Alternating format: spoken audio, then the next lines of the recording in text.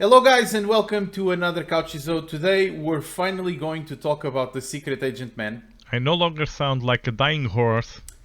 And we have our whole new air freshener moment, so stay tuned, we'll be right back.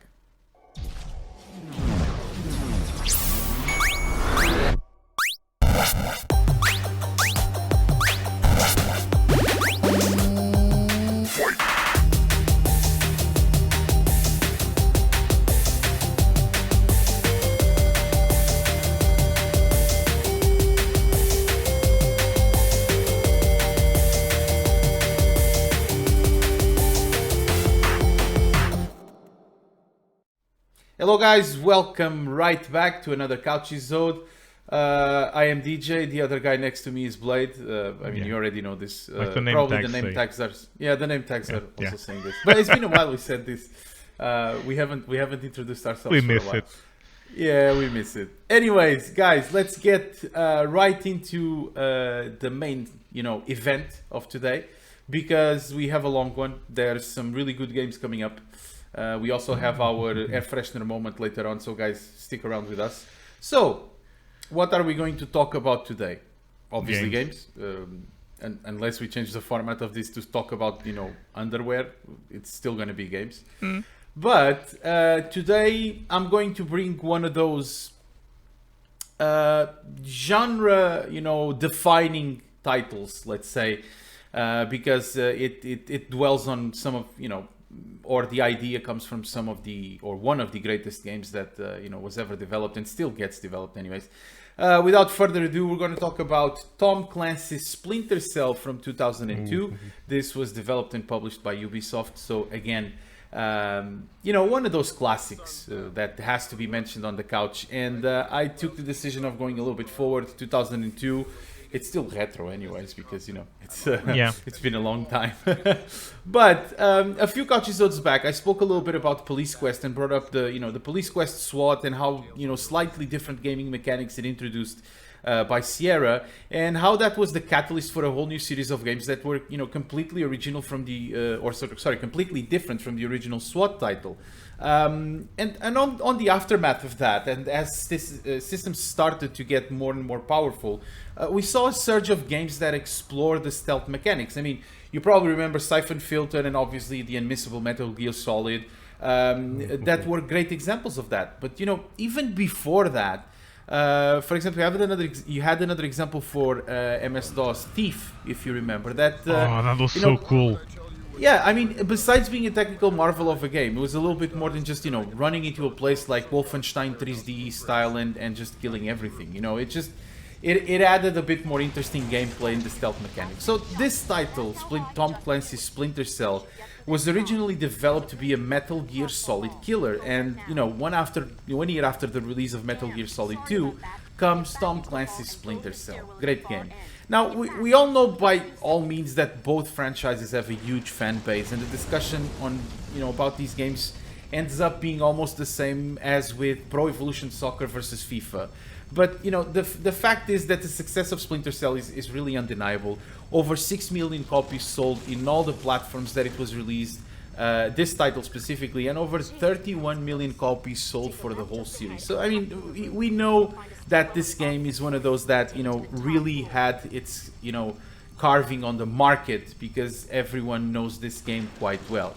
Plot-wise, this title depicts a future on the year of 2004, where the United States is on an information war with the country of Georgia. Along the game, this evolves into military warfare with an imminent World War III coming, and our protagonist, the one and only Sam Fisher, is the only one that can solve the problem. It's kind of like calling John Rambo. You have a conflict in a god-forsaken part of the world, send a muscled Italian American to the place and he will kill everyone and everything with a bow and an arrow. Yeah. And gameplay-wise, this is where, it's cliche, actually, the plot itself.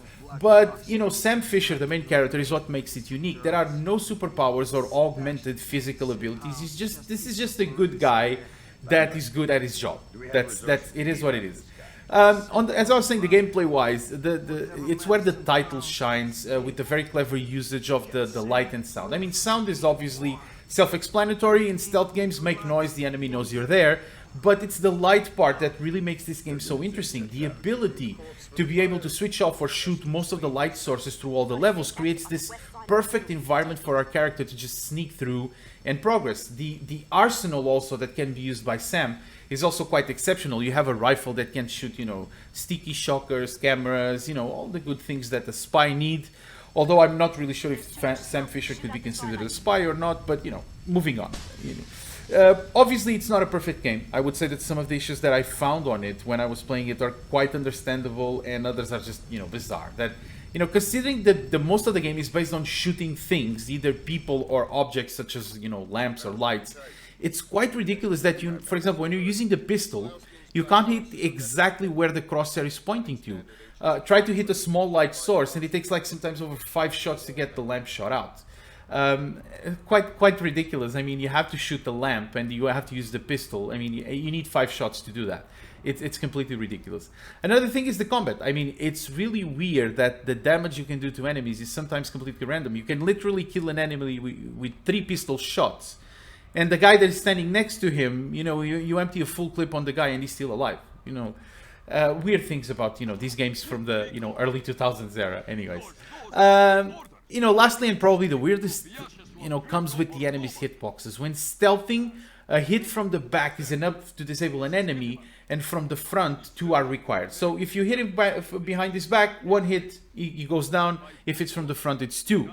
However, if you do it anywhere, like slightly on the side or slightly on the side back or whatever it is, it always counts as a front hit. So it's really unstable sometimes, playing this game, and it's really, nerve-wracking. The fact that it doesn't always result in the same action, and it's frustrating.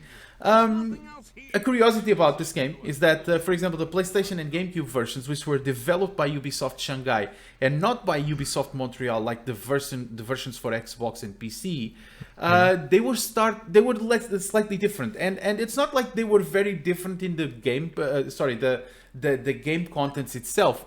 Was that the console versions were slightly easier. I mean, there was a lot of enemies that would not detect your shots from so far away, and they changed some of the doors in some of the levels, so it was really a different experience on the consoles. And I guess that it comes to prove that how difficult it is to play these kinds of games, especially when it requires you to shoot something or aim at something. The consoles have, I mean, at least for me, not a very good playability compared to the PC. Last but not least, something, get a keyboard and a mouse. Yeah, exactly. I mean, I tried to play Battlefield 5 on the PlayStation 4, and just no, and doesn't matter. If you like this game, you'd be happy to know that there's an HD version of it that was released in 2020 and includes a new online mode and improved graphics. The game content is basically the same. It just has some improved graphics which make it sound a lot better, or not sound, or look and sound a lot better than they were back in 2002. That is it for this game. I really enjoyed it. It was one of those, I really enjoyed the Thief series, so anything that was based on stealth mechanics for me was really cool. And after saying this, you would think that I'm a big fan of Metal Gear Solid. I'm actually not. I never actually developed such a, I know the game is good, know some of the plot outline and stuff like that, but I really didn't felt the drive for that title. Maybe it will come later on as we grow older, I guess. So, it is. Yeah, I mean, we're already older, but yeah, I say even much older, like like maybe 65 or something like that. Yeah, right. I don't know, maybe. Right. So, what do you have for us today, Blade? What are we going to bring? Tonight I'm going for a classic. A real classic of a game, but I really feel we should talk about this. This is a must-play game to whoever hasn't touched this one. We're going back to 1995, to the Commodore Amiga, to play a game called Worms. This is the game you must play. Who hasn't, right? Who hasn't? I don't know anyone that hasn't played Worms, to be honest. And me neither. I think This is bringing just it here fabulous. today is the same thing as just telling you guys, hey guys, remember it? Of course everyone does. Oh yeah. No, but the first games that were like the prequels or the spiritual prequels to this was the Gorilla Basic game and the Scorched Earth. They just Yeah. picked these two games up, just changed what you are using. You're using worms and a lot, and I mean a lot of different weapons and a lot of original stuff. And this game was really cool. You had those random scenarios that would just pop up. You could play up to 4 teams, 4 worms or more each. You could personalize their names, you could change their health, everything. You could create And- teams. I Oh, remember yeah. that quite well. Oh yeah. I used to But- create very, very interesting teams. Oh yeah. We got really inspired on those games. Yeah, we did. But did, yes. anyway, do you remember the most used weapon in that game? The finger. Yeah, okay. When I you was- had I a was worm on going- the edge and you just use your finger to push it down and kill it. It was awesome. It was just I awesome. used to like the sheep. Oh, was a the sheep and the super the sheep. the super sheep, and I used to like also the kamikaze. You know, it was Oh, it was No, it was that- ridiculous. You had to just put that band on the head slowly and then kamikaze and fly. Yeah, That was awesome. yeah, You lost a worm, but it was awesome. It was that awesome. that was I think probably one of the first games that I've experienced online play, but not online like on the internet. It was so I'm cool. talking No, about but between do friends. you remember in that game just blow torching your way near another worm and just placing a dynamite there and just running away? And I'd it like just to use blow a huge area. It was I so really cool. loved the shotgun on close range. When they were on Oh, close yeah. range, I loved the Oh, yeah. shotgun. I mean, it was just so effective. And then there was always the usual mishaps with the grenades. You would throw a Oh, grenade, yeah. and there was Oh, yeah. wind. The wind would bring the grenade back. Do you remember when it brought the grenade back and the worm would just go, ow! And Yeah. I It mean, was it so was so awesome. much fun. I remember It playing that really on was. turns on the computer, the school library's computer. Yeah. I remember that we had that installed there and we would play with friends. But unfortunately, that was a such a cool library game. and we ended up always making a lot of noise, so we ended up being kicked out. So it was not a very Yeah. library friendly game because we would always be Definitely you know, not. be Definitely not. screaming at each other or just laughing. You know, that's And, it. oh, do you remember Great the game. grappling hook? When you're just Yes. swinging like a madman with the worm and the timer was counting down. Yeah, So you needed to yeah, get to yeah. the other worm and you'd get stuck somewhere and you'd just fall down. You'd have to fall down. Yeah, there This was no was- other that was no other awesome. choice. Yeah, This was really awesome. And you had Many- a punch like you had in Street Fighter. I don't remember the name of it. But I don't you could do remember a either, dragon but it was- punch. It was a Dragon dragon punch, punch. yeah. You just get it and Hadouken! Oh, Yeah. it was so cool. a great reference to the Street Fighter games. Oh yeah, obviously. this was such a cool game. And this is available on GOG. Oh. I mean, all of them, Oh, right? yeah. You All can of still them. buy all of them. So All if you of them. haven't, I mean, if somehow in this world it is possible, some of you that are watching haven't played Worms. Just do it. I mean, Just do okay, it. fine. Just, And just don't do it forget, because- don't forget to use the finger to push someone into a mine. It was so cool. the finger. It was like The sabotaging finger. the whole play of some other Yeah. team. It was awesome. Anyways, I need to play this I again. think I think we need to move to the next one because I We think do. we could stay here the rest of the night speaking about worms. Oh yeah. But I'm going to go back to the MS-DOS, obviously, Okay. or to the PC MS-DOS era, for a game that was also one of those that I spent a lot of hours playing, and I had back in my 386 days. So basically the first personal computer I ever had. And I'm going to talk about Budokan, the martial spirit from 1989, as mentioned for MS-DOS. And this was developed and I published by remember that. Electronic Arts. It was a peculiar title. The acceptance of this game goes from love directly to hate, and I will break the floppy disk where it came into. I mean, it's just that kind of equilibrium that we see here. In this fighting game, we are an apprentice of the Tobiko-ryu Dojo, where we are going to explore and master 4 distinct martial arts variants. We can fight karate, which is the usual, or the well-known Okinawan unarmed combat. We have the Oh, bo, yeah. which is a classic Japanese long staff.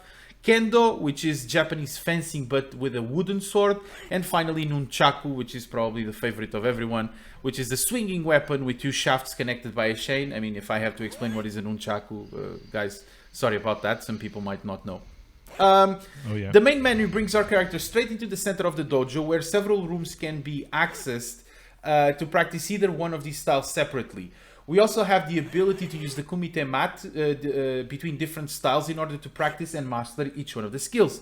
Now, these skills are very important to prepare to the Budokan tournament, where we face consecutive opponents of several variants. This is where it becomes really interesting, because in the tournament, we'll not only will find several contenders using all styles and weapons we can practice, but there are also some unique and not available to the player.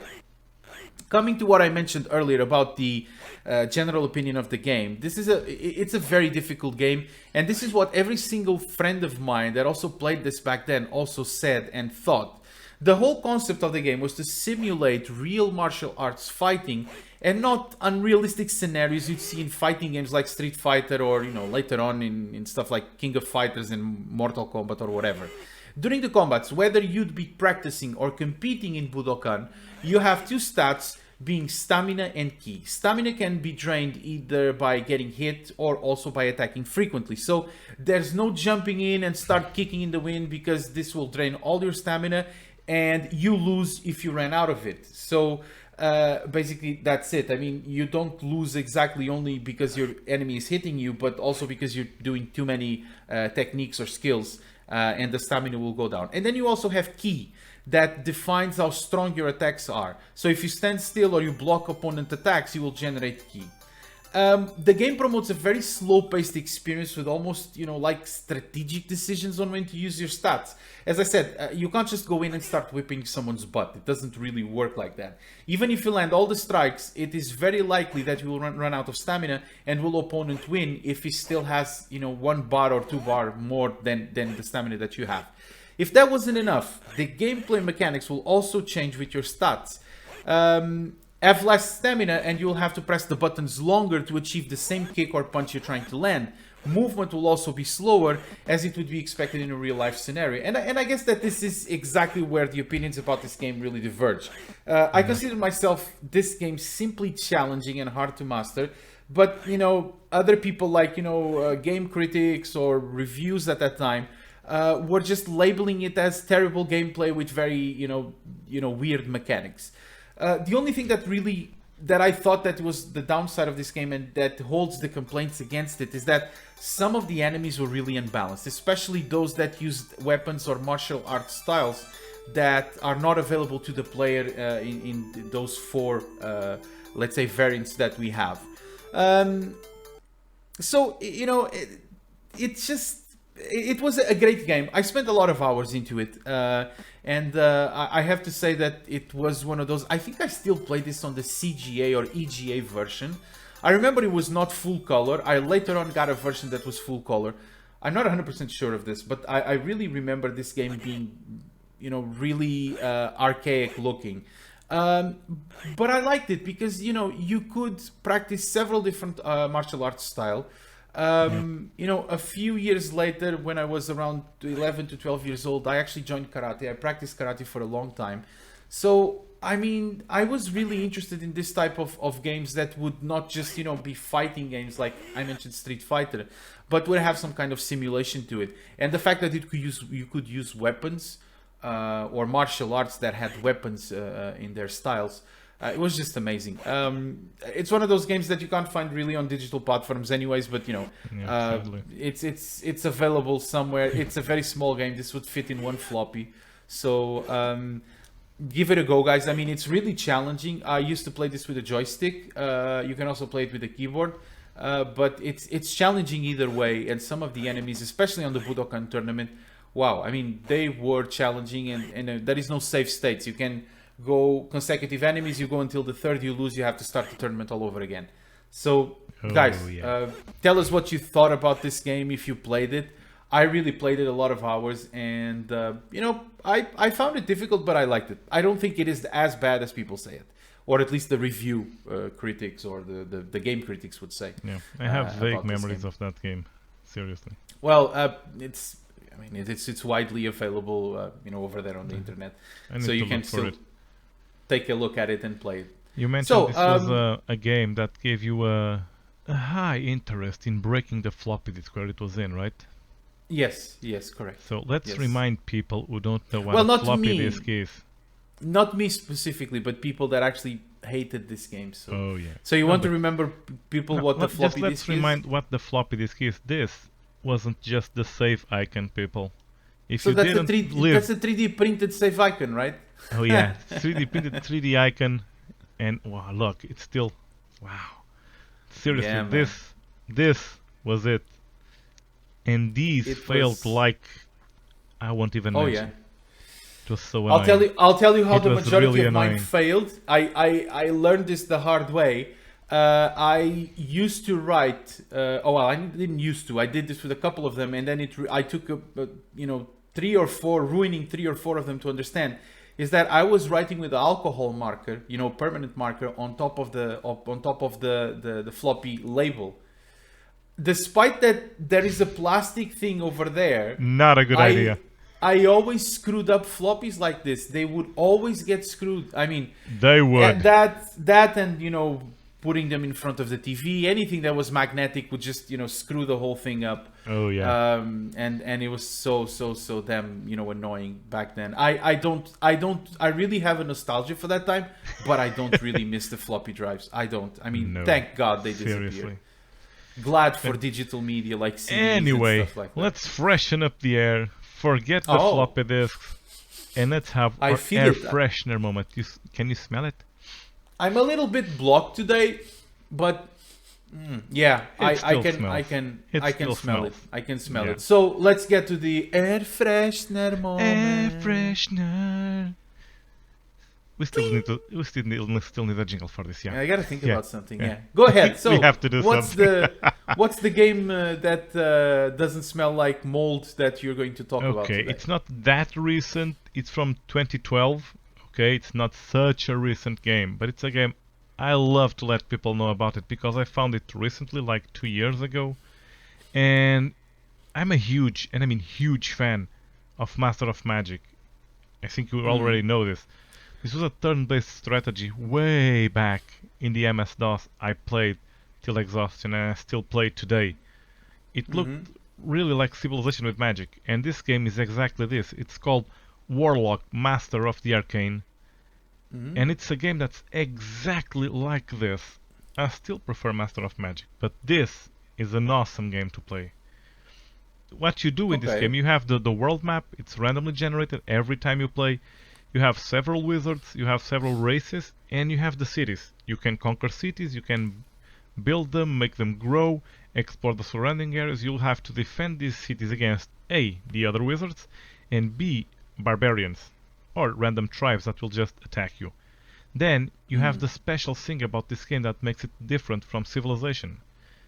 You have your wizard, you'll have to research spells, and you have world spells that will affect the entire world. You have unit spells that will improve your units, and you have the most interesting ones, the summons. You can summon huge beasts to fight by your side and increase your army with this kind of a unit. And this makes this game really special, especially for me, because I really loved and still do Master of Magic, because it's Civilization with a magical twist. And it's cool, and it was years, and I mean years, till I found a game that remotely reminded me of Master of Magic. And this was it. And I really recommend that you pick this game up and play it. I have it on Steam, you'll probably get it there. There is a second version to this game, that's Warlock 2. I really haven't played it, I have to be honest, because I really love this one and I spent a lot of time with it. And if you love turn-based strategy games, if you love Civilization-like games, just grab this one. This is honestly Civilization with a twist. It's not researching technologies, it's researching magic. And just changing the whole course of the game with 1 or 2 spells that will really make a difference. And, like in Masters of Magic, you still have your hero units that will really, and I mean really, make a difference in the battlefield. If you talk about awesome. Civilization, I mean, I did play a bit of that, but I honestly, the Civilization that I played the most was the first one. No joking, I mean... Same here. No joking, it was the first one on MS-DOS. Oh, and... Yeah. I really love the thing about the development of, exactly as the game says, it's civilization. But it was really interesting to see the going the evolution of a civilization almost from the prehistorical ages into the Roman Empire or something like that. It was just Cool. It was really interesting, and then I kind of went to RTS after that. I have to say, I mean, I started really playing games mid 90s and above.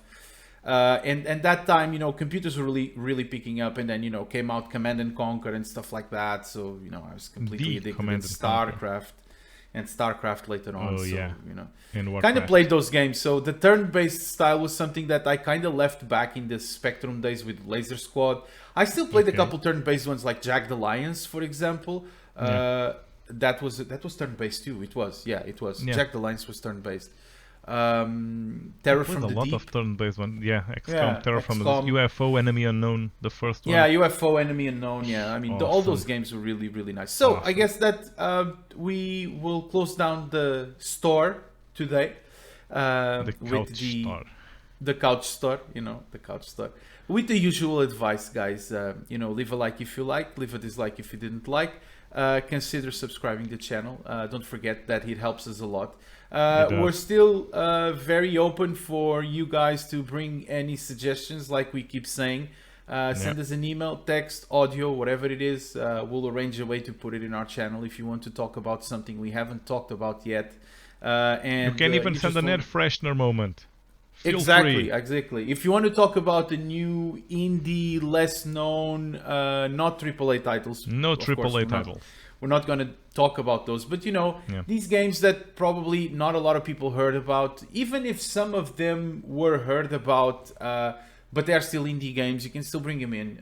We would love to, look at it, discuss it a little bit between us, what we thought about those games, if we played it, of course. But that's it. I guess that we can close off the shack for today. Guys, the shack. The shack. We're going to close the shack. We're closing the couch shack. We're closing the couch shack. So, guys, once again, thank you very much for being with us. And we'll see you all next week. Game on. See everyone next week, and game on. Have fun.